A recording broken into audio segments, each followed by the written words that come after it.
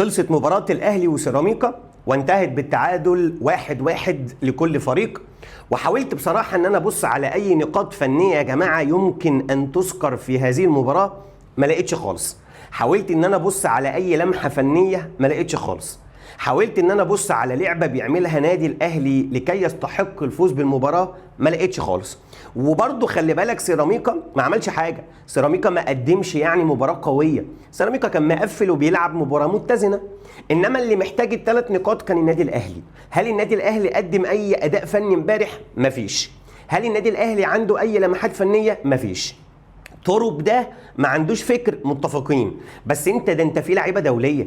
ده الراجل نزل امبارح في نهايه او بعد الشوط الاول نزل كل العتاوله اللي عنده.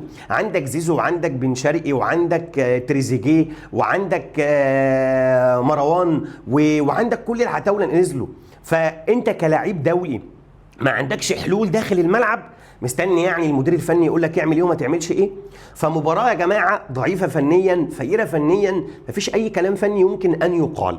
عشان كده انا نصيحتي لجمهور النادي الاهلي، مش عايزك انت يتم استدراجك لمنطقه التحكيم اللي كان سبب في المباراه.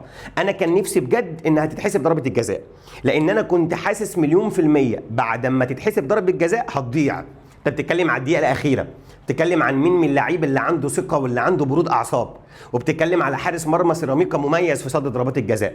فضربه الجزاء للاسف الشديد حولت الكفه من سوء الاداء الفني لظلم تحكيم، والاخطاء التحكيميه اتفقنا على الكل.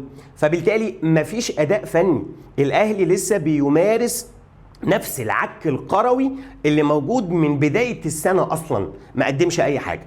وبالتالي حضرتك في مشكله لازم تتحل. سيبك بقى من شماعه التحكيم ومن شماعه اللوائح ومن مين واقف قدامي ومين واقف ضدي، لان محدش واقف قدامك ومحدش واقف ضدك.